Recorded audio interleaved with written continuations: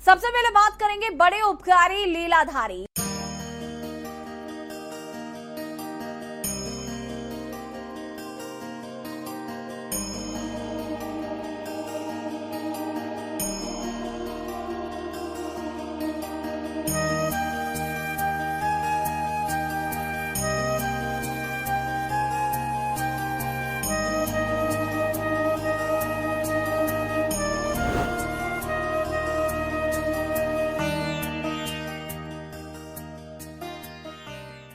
योगेश्वर भगवान श्री कृष्ण की महिमा अपरंपार है। वो लीलाधारी कहे जाते हैं। उनकी लीला स्थली मथुरा और वृंदावन में भक्ति भाव की सरिता बह रही। वैसे तो साल भर यहाँ भक्तों का आना जाना रहता है, लेकिन जन्माष्टमी पर देश विदेश के भक्तों की संख्या काफी बढ़ जाती है। यकीनन बांके बिहारी के दर्शन के लिए लोगों का हुजूम उमड़ता है।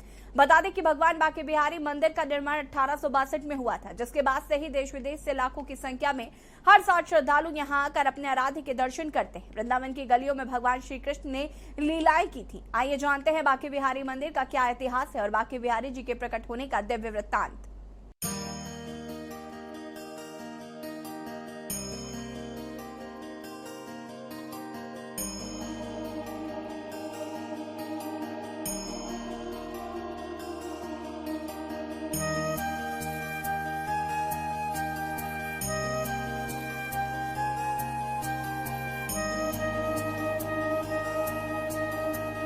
भगवान बांके बिहारी की स्थापना उनके अनन्य भक्त स्वामी हरिदास ने की थी। उनको तारसेन का गुरु कहा जाता है। मान्यता है कि भगवान बांके बिहारी लता पता से निधिवन में प्रकट हुए थे। मान्यता है कि निधिवन में आज भी भगवान श्री कृष्ण और राधा रास लीला करते हैं। भगवान बांके बिहारी मंदिर का निर्माण 1862 में हुआ था।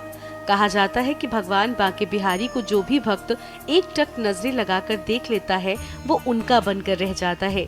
इसलिए भगवान की प्रतिमा के सामने हर 2 मिनट में पर्दा डाल दिया जाता है।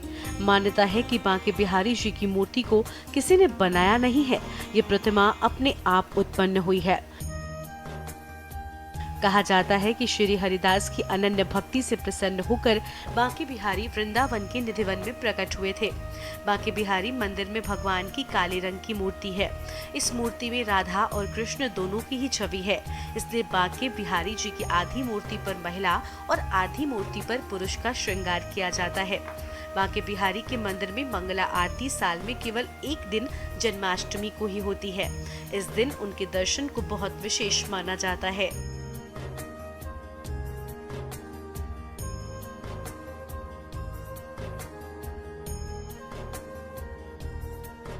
हिंदू पौराणिक कथाओं के अनुसार लगभग 5000 साल पहले भगवान विष्णु के 8वें अवतार का जन्म हुआ था, जो जल्द ही सबसे महत्वपूर्ण हिंदू देवी देवताओं में से एक के रूप में प्रतिष्ठित होने लगे।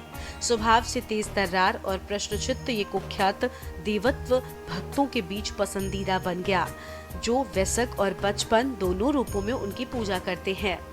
उनका जन्मदिन हर साल पूरे भारत में कृष्ण जन्माष्टमी के रूप में मनाया जाता है। लोग उपवास करते हैं, अपने घरों को सजाते हैं और भगवान को चढ़ाने के लिए व्यंजन तैयार करते हैं।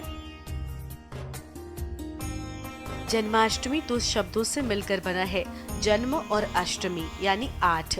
हिंदू कैलेंडर के अनुसार ये त्योहार भाद्रपद यानी अगस्त सितंबर के महीने में कृष्ण पक्ष अंधेरे पखवाड़े के 8वें दिन यानी अष्टमी को मनाया जाता है। ये त्योहार पूरे भारत में मनाया जाता है।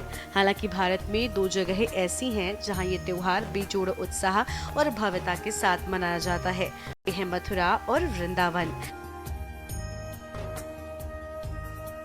पहला भगवान कृष्ण का जन्म स्थान है, जबकि दूसरा वो स्थान है जहां उन्होंने अपना बचपन बिताया था। इन स्थानों पर होने वाले उत्सव अनोखे होते हैं। दुनिया भर से लोग अनुष्ठानों और कार्यक्रमों को देखने और उत्सव में भाग लेने के लिए इकट्ठा होते हैं। अधिकांश भक्त दिन भर वृंदावन में कार्यक्रमों और उत्सवों को देखने में बिताते हैं और शाम को भगवान के जन्म का जश्न मनाने के लिए मथुरा आते हैं। कृष्ण जन्माष्टमी कृष्ण पक्ष की अष्टमी को आती है। आमतौर पर ग्रेगोरियन कैलेंडर में अगस्त या सितंबर के महीने में पड़ने वाली 2023 में जन्माष्टमी गुरुवार 7 सितंबर को पड़ रही है। वृंदावन का पवित्र शहर वो स्थान है जहां कृष्ण ने अपना बचपन और किशोरा अवस्था बिताई। यमुना नदी के तट पर स्थित वृंदावन वो स्थान है जहां कृष्ण ने अपनी गोपियों के साथ प्रसिद्ध रासलीलाएं की। वृंदावन में जन्म के दिन से 10 दिन पहले उत्सव शुरू हो जाता है। कृष्ण के जीवन पर रासलीलाएं और नाटक और यहाँ तक कि महाकाव्य महाभारत के दृश्य भी, जिनमें भगवान कृष्ण एक अनिवार्य हिस्सा थे, पेशेवर कलाकारों के द्वारा जन्माष्टमी के मौके पर प्रस्तुत किए जाते हैं। ये नाटक बड़ी संख्या में पर्यटकों को वृंदावन की ओर आकर्षित करते हैं। वृंदावन में 4000 से अधिक मंदिर हैं, जिनमें से बांके बिहारी मंदिर, रंगनाथ जी मंदिर, इस्कॉन मंदिर, राधा रमण मंदिर कुछ प्रमुख मंदिर हैं जहाँ लोग अपने समारोहों और अनुष्ठानिक कार्यक्रमों के लिए आते हैं जो पूरे दिन होते हैं। विशेष रूप से अभिषेक, जो समारोह शुरू होने के पहले भगवान कृष्ण का भव्य अनुष्ठानिक स्नान है। माना जाता है कि मधुवन यमुना नदी के पास का क्षेत्र है जहां भगवान कृष्ण ने अपनी प्रिय गोपियों के साथ रासलीलाएं की थी। 5000 साल पहले स्थानीय लोक कथाओं का कहना है कि आज तक भी भगवान कृष्ण गोपियों के साथ रासलीला करने के लिए इस स्थान पर अवतरित होते हैं। इसलिए कोई भी स्थानीय लोग शाम ढलने के बाद इस क्षेत्र में कदम नहीं रखते। हालांकि मधुवन को जन्माष्टमी के दौरान उज्जवल रोशनी से सजाया जाता है क्योंकि यहाँ रासलीलाएं और नाटक किए जाते हैं, लेकिन केवल दिन के समय। अधिकांश भक्त और पर्यटक मथुरा जाने से पहले प्रसिद्ध प्रदर्शन देखने के लिए मधुबन आते हैं। यहाँ मनाए जाने वाले जन्माष्टमी त्योहार के 2 सबसे महत्वपूर्ण पहलू झूलनोत्सव और घटा है। झूलनोत्सव वो अनुष्ठान है जिसमें लोग अपने घर में भगवान कृष्ण का स्वागत करने और शिशु कृष्ण के पालने का प्रतीक करने के लिए अपने घरों और मंदिरों के आंगन में झूले लगाते हैं और फूलों और रंगोलियों से सजाते हैं।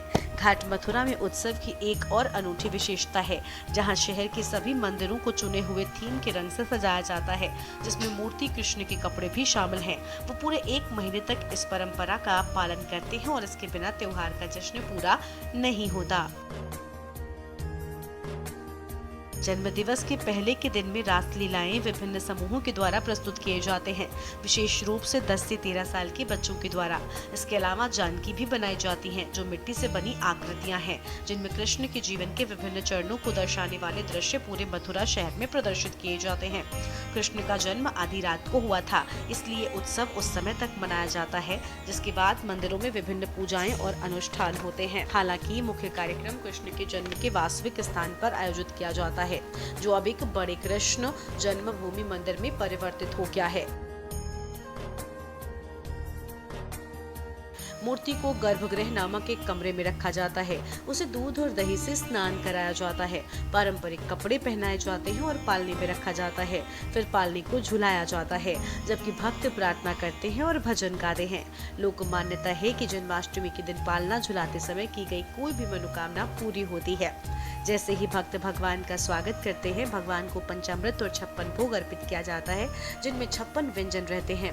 फिर इसे उन भक्तों के बीच वितरित किया जाता है जो इससे अपना उपवास तोड़ते हैं।